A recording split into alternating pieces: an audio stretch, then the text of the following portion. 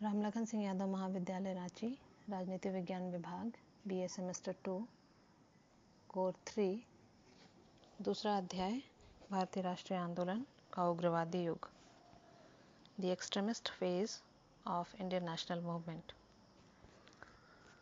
पिछले 2 ऑडियो में हम लोगों ने इस बात की चर्चा की थी कि भारतीय राष्ट्रीय आंदोलन को हम 3 भागों में, 3 युगों में बांट सकते हैं।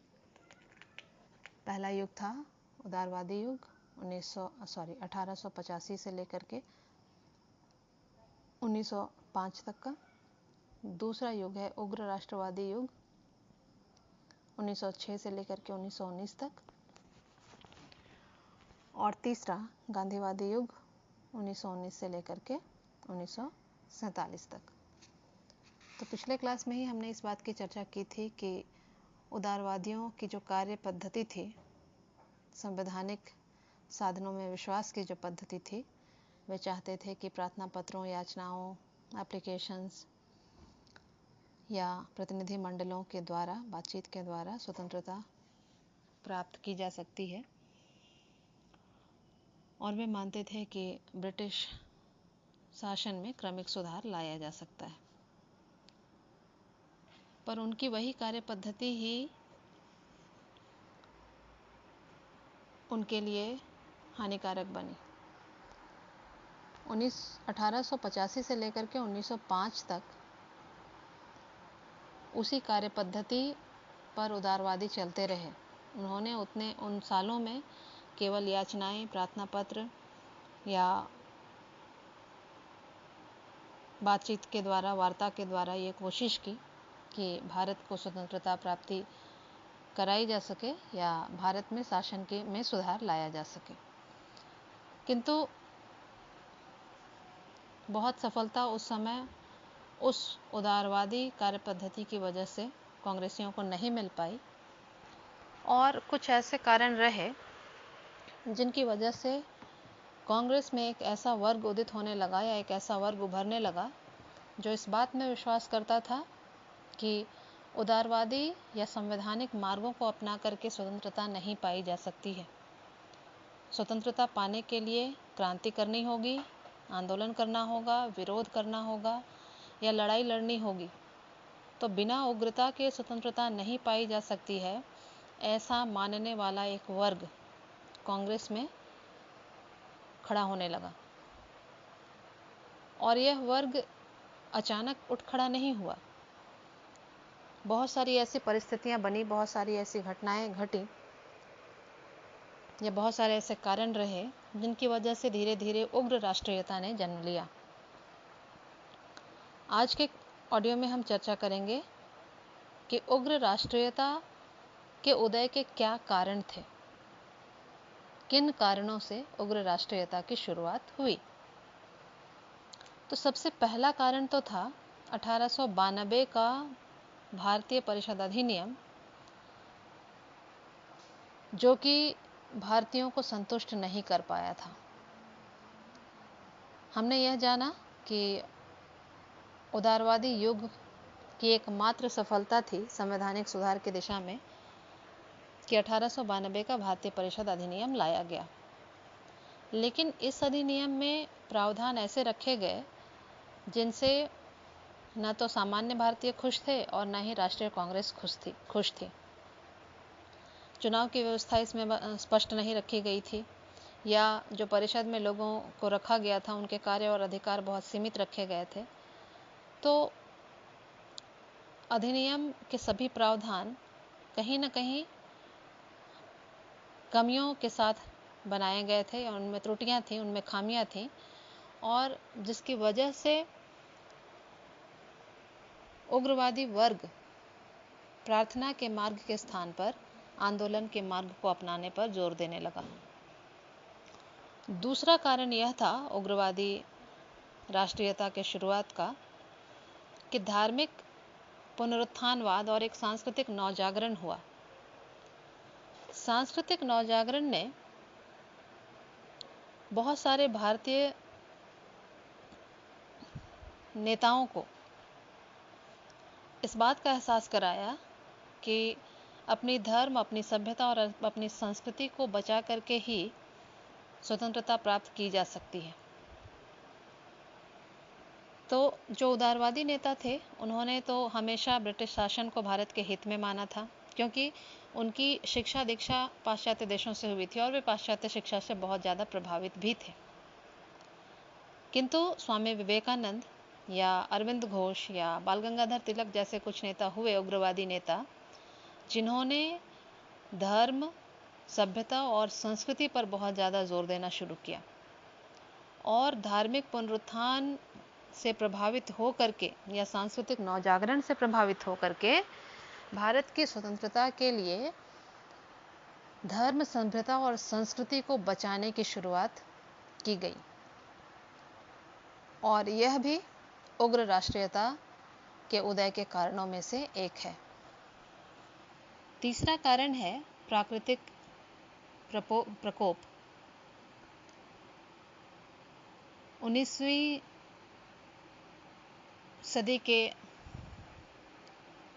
आखिरी के सालों में, मतलब 1876 से 1900 तक भारत में 18 अकाल पड़े और उन अकालों की वजह से जनता भूखों मर रही थी, लोगों के पास खाने को नहीं था। यह स्थिति बहुत दयनीय थी, लेकिन उस दयनीय स्थिति पर कभी भी ब्रिटिश सरकार का ध्यान नहीं गया, क्योंकि ब्रिटिश सरकार को केवल अपने लाभ, अपने व्यापार से मतलब था। अकाल से छुटकारा मिला भी नहीं था कि फिर प्लेग जैसी बीमारी फैल गई और जब प्लेग फैला तो ब्रिटिश कमिश्नर और उनकी जो सेना थी, उन्होंने जो बीमार लोग थे उनके मकानों को ज़बरदस्ती गिराना शुरू किया, उनके बिस्तरों और कपड़ों को जलाना शुरू किया और उनके घरों में घुस कर लोगों को मारने पीटने जैसा दुर्व्यवहार किया। तो इस तरह के व्यवहार को जनता सहन नहीं कर पा रही थी या नहीं सहन कर सकती थी और जनता में क्रोध फैलने लगा या उनमें गुस्सा फैलने लगा और वह असंतोष, वह गुस्सा एक कारण बना, या प्लेग के समय लोगों के साथ जो व्यवहार किया गया वह कारण बना कि भारतीय राष्ट्रीय कांग्रेस में एक उग्रवादी वर्ग संगठित होता चला गया। उन्होंने ब्रिटिश सेना या ब्रिटिश पुलिस का विरोध करना शुरू किया। तो प्राकृतिक प्रकोप भी एक कारण था जिसकी वजह से उग्र राष्ट्रीयता की शुरुआत हुई। इसके बाद आर्थिक असंतोष एक कारण था। अब जैसे कि हमने कहा कि अकाल पड़ा या प्लेग जैसी बीमारियां फैली या और भी दूसरे और कारण थे जिसकी वजह से भारत के लोग गरीब और गरीब और गरीब होते चले जा रहे थे। और जब गरीबी बहुत ज़्यादा बढ़ने लगती है तो आर्थिक असंतोष पैदा होता है और आर्थिक असंतोष क्रांति को जन्म देता है। ब्रिटिश सरकार लगातार भारत विरोधी नीति बना रही थी।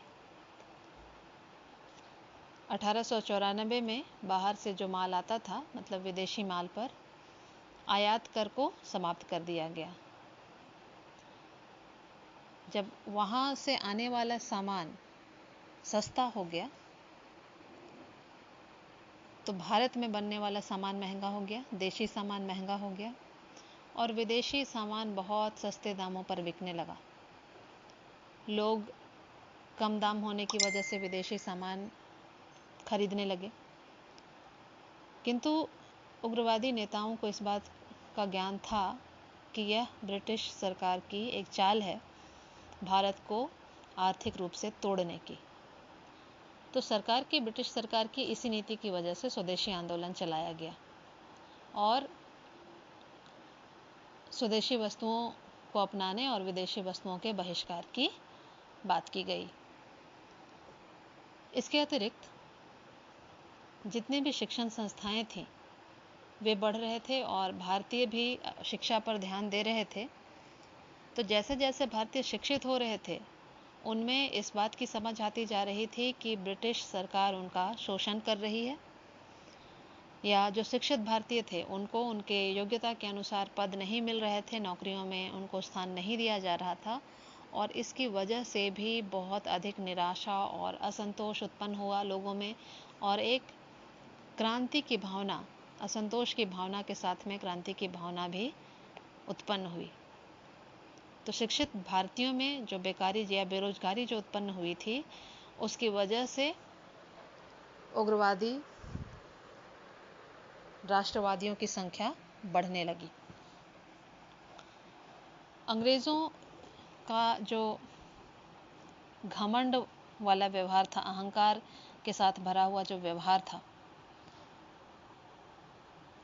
वह भी भारतीयों को दिखता था, भारतीय युवाओं को दिखता था। दिन प्रतिदिन के जीवन में भारतीयों के साथ बहुत ज़्यादा अपमानजनक व्यवहार किया जाता था। ब्रिटिश सरकार या ब्रिटिश सैनिक जो थे वो भारतीयों के साथ मारपीट करना या लोगों को दंडित करना बहुत आम बात समझते थे। तो इस तरह के अपमान से लोगों में असंतोष फैलने लगा और लोगों ने ब्रिटिश सरकार और सेना का विरोध करना शुरू किया। विदेशों में भारतीयों के साथ जो दुर्व्यवहार हो रहा था, जो भारतीय विदेशों में थे, नेपाल और दक्षिण अफ्रीका का उदाहरण हमारे सामने है। गांधी जी के साथ में दक्षिण अफ्रीका में जो हुआ, इस घटना को हम सभी जानते हैं। तो दक्षिण अफ्रीका या नेपाल जैसे देशों से लौटने वाले भारतीयों ने यह अनुभव किया कि चूंकि राष्ट्र स्वतंत्र नहीं है, भारत स्वतंत्र नहीं है, इसलिए भारतीय जो बाहर हैं या जो विदेश में हैं उनके साथ उनकी पराधीनता के कारण ही दुर्व्यवहार किया जाता है। तो अगर भारत स्वतंत्र हो जाएगा तो भारत के लोगों के साथ में या भारतीयों के साथ में विदेशों में दुर्व्यवहार नहीं होगा। तो इस वजह से स्वतंत्रता को प्राप्त करना बहुत ज़्यादा ज़रूरी माना जाने लगा। इसके अतिरिक्त पश्चिम के क्रांतिकारी विचारों का प्रभाव उग्रवादी नेताओं पर पड़ा। जब से भारतीयों ने पाश्चात्य शिक्षा ग्रहण करना शुरू किया, अंग्रेजी भाषा पढ़नी शुरू की और पाश्चात्य शिक्षा के माध्यम से स्वतंत्रता को प्रेरित करने वाले भाषणों को पढ़ा लोगों ने, तो अमेरिकी स्वतंत्रता आंदोलन के बारे में या आयरलैंड के स्वतंत्रता आंदोलन के बारे में, स्वयं इंग्लैंड की गौरवपूर्ण क्रांति के इतिहास को जब लोगों ने पढ़ा या भारतीयों ने पढ़ा, तो उन्हें इस बात का एहसास हुआ या इस बात का ज्ञान हुआ कि स्वतंत्रता की ओर आगे बढ़े बिना और कोई उपाय नहीं है, और स्वतंत्रता क्रांति के द्वारा ही पाई जा सकती है या आंदोलन के द्वारा ही पाई जा सकती है। तो पाश्चात्य क्रांतिकारी विचारों के प्रभाव की वजह से उग्रवादी वर्ग उठ खड़ा हुआ या उग्रवादी वर्ग का उदय हुआ, उग्र राष्ट्रीयता का उदय हुआ।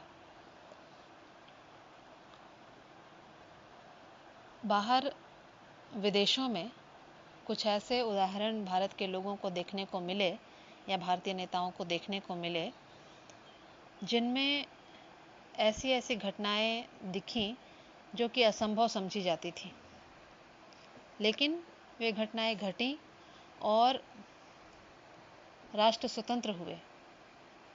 जैसे 1896 में अफ्रीका के एक छोटे से देश एबिसिनिया ने इटली को हराया। 1904-05 में जापान ने रूस को पराजित किया। तो ये असंभव समझी जाने वाली घटनाएं थी, क्योंकि रूस बहुत शक्तिशाली राष्ट्र हुआ करता था, जापान छोटा राष्ट्र समझा जाता था उस वक्त तक। अबिसिनिया बहुत छोटा सा देश है, लेकिन उसने इटली को पराजित किया या इटली से हार नहीं मानी। तो ये स्वाधीनता या स्वतंत्रता के बारे में जो संघर्ष किए गए छोटे छोटे राष्ट्रों के द्वारा, तब भारतीयों को यह लगा कि अगर इतने छोटे राष्ट्र अपने स्वाधीनता के लिए प्रयास कर सकते हैं तो भारत जैसा बड़ा देश क्यों नहीं ब्रिटेन से स्वतंत्रता प्राप्त करने के लिए संघर्ष कर सकता है। और तब भारतीयों को और अधिक प्रोत्साहन मिला इन घटनाओं से कि वे अपनी स्वतंत्रता के लिए आंदोलन में आगे बढ़ें। हम लोगों ने उग्र राष्ट्रीयता का जब भी जिक्र किया है या जब भी उग्र राष्ट्रीयता की बात आती है तो लाल, बाल और पाल ये 3 नाम आते हैं जो कि अग्र पंक्ति में रखे जाते हैं। अब लाल, बाल और पाल किन के नामों से जुड़े हुए हैं? लाला लाजपत राय, बाल गंगाधर तिलक और बिपिन चंद्र पाल। तो उग्र राष्ट्रीयता के उदय में इन तीनों का, लाला लाजपत राय का, बाल गंगाधर तिलक का और बिपिन चंद्र पाल का नेतृत्व जो था वह बहुत महत्वपूर्ण कारण था। बाल गंगाधर तिलक ने कहा कि स्वतंत्रता मेरा जन्मसिद्ध अधिकार है और मैं इसे लेकर रहूंगा। इसके अतिरिक्त उदारवादियों की जो भिक्षावृत्ति की जो राजनीतिक भिक्षावृत्ति का जो मार्ग था उसका इन्होंने विरोध किया और उन्होंने कहा कि भारतीय राष्ट्रीय कांग्रेस जो भिक्षावृत्ति का मार्ग अपना रही है या जो भीख मांग रही है स्वतंत्रता की, तो भीख मांगने से नहीं मिलेगी, स्वतंत्रता भीख के रूप में नहीं मिलेगी, उसको छीनना पड़ेगा या लेना पड़ेगा, जबरन लेना पड़ेगा। और इसीलिए इन लोगों ने, लाल, बाल और पाल ने उग्र राष्ट्रवादियों का नेतृत्व किया और आंदोलन के मार्ग को अपनाने पर जोर दिया। एक अन्य कारण उग्र राष्ट्रवाद के उदय का यह माना जाता है कि लॉर्ड कर्जन का जो प्रतिक्रियावादी शासन था वह उत्तरदायी बना उग्र राष्ट्रवादी आंदोलन के लिए। 1891 में लॉर्ड कर्जन ने कलकत्ता कॉरपोरेशन अधिनियम पास किया था और कॉरपोरेशन में भारतीयों की संख्या को घटा करके आधा कर दिया था। इसी प्रकार भारतीय विश्वविद्यालय अधिनियम, इंडियन यूनिवर्सिटीज़ एक्ट पारित हुआ था 1904 में और उसमें भी विश्वविद्यालय की जो सीनेट और सिंडिकेट की जो सीट्स थी उसमें भारतीयों के प्रतिनिधित्व को कम कर दिया गया था। तो लॉर्ड कर्जन जो थे वो बहुत शान शौकत में विश्वास करते थे और बहुत उनको घमंड था अंग्रेज़ी शासन का और भारतीयों को वे बहुत निम्न दृष्टि से देखते थे। तो भारतीय जनता पर ज़्यादा से ज़्यादा टैक्स लगाया गया और जितने टैक्सेस लगाए गए, जो भी कर लगाए गए, उससे प्राप्त राशि को ब्रिटिश सेना पर खर्च किया गया। तो ये सारी बातें जिस तरीके से भारतीयों को अपमानजनक लग रही थी या भारतीयों के प्रति जो अपमानजनक व्यवहार हो रहा था, इसने उग्र राष्ट्रवाद को प्रेरित किया और इन सभी कारणों से या इन सभी अपमानों का विरोध करने के लिए भारतीय कांग्रेस में उग्रवादी दल का उदय हुआ। 1905 में बंगाल विभाजन हुआ। लॉर्ड कर्जन के द्वारा ही यह बंगाल विभाजन किया गया। इस विभाजन के बारे में सरकार का कहना था, ब्रिटिश सरकार का कहना था कि बंगाल जैसे बड़े प्रांत पर एक ही केंद्र से शासन नहीं किया जा सकता है और इसीलिए इसका विभाजन करना ज़रूरी है। लेकिन यह जो विभाजन था यह भारतीयों में फूट डालने की नीति थी।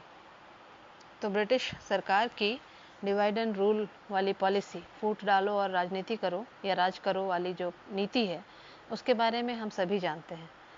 तो बंगाल का विभाजन भी डिवाइड एंड रूल पॉलिसी का ही एक भाग था और इस बंगाल विभाजन का विरोध करना शुरू किया गया। बंगाल में ही बहुत तीव्र आंदोलन शुरू हुआ और वही आंदोलन धीरे धीरे पूरे भारत में फैल गया। तो जो उग्रवादी या उग्र राष्ट्रवादी थे, उन्होंने बंगाल विभाजन के विरोधियों का साथ देना शुरू किया और 1905 के बाद फिर बिल्कुल स्पष्ट तरीके से उग्रवादी और उदारवादी दो अलग अलग भाग भारतीय राष्ट्रीय कांग्रेस में या कांग्रेस में दिखने लगे। उदारवादी कांग्रेसियों का एक भाग अलग हो गया और उग्रवादी कांग्रेस बिल्कुल अलग हो गई। तो इनमें जो कार्य पद्धति के कारण जो मतभेद शुरू हुआ या जो भेद उत्पन्न हुआ 1907 में सूरत अधिवेशन हुआ, कांग्रेस का सूरत अधिवेशन हुआ और 1907 के सूरत अधिवेशन में विधिवत तौर पर या कहें ऑफिशियल तरीके से कांग्रेस को दो भागों में बांटा गया, उदारवादी कांग्रेस और उग्रवादी कांग्रेस। तो जितने भी बातों की चर्चा आज हमने की या जितने भी कारणों की चर्चा हमने की, चाहे वह 1892 का भारतीय परिषद अधिनियम हो या धार्मिक पुनरुत्थानवाद हो या प्राकृतिक प्रकोप हो, आर्थिक असंतोष और भारतीयों के साथ में अंग्रेजों का दुर्व्यवहार या विदेशों में भारतीयों के साथ दुर्व्यवहार, पाश्चात्य विचारों का प्रभाव, छोटे राष्ट्रों का स्वाधीनता संग्राम, उसका प्रभाव, लाल बाल पाल का नेतृत्व और लॉर्ड कर्जन का प्रतिक्रियावादी शासन और बंगाल विभाजन, ये सभी कारण बने भारतीय राष्ट्रीय आंदोलन में उग्रवादी राष्ट्रवाद की उदय के लिए। तो उग्रवादी राष्ट्रीयता का उदय इन कारणों से हुआ और उग्रवादी कांग्रेस ने अपनी विचारधारा और अपने साधन उदारवादियों के बिल्कुल विपरीत कर लिए और अपने नए तरीकों से उन्होंने काम करना शुरू किया। तो अगले ऑडियो में हम इस बात की चर्चा करेंगे कि उग्रवादी कांग्रेस की विचारधारा और उनके साधन क्या क्या थे।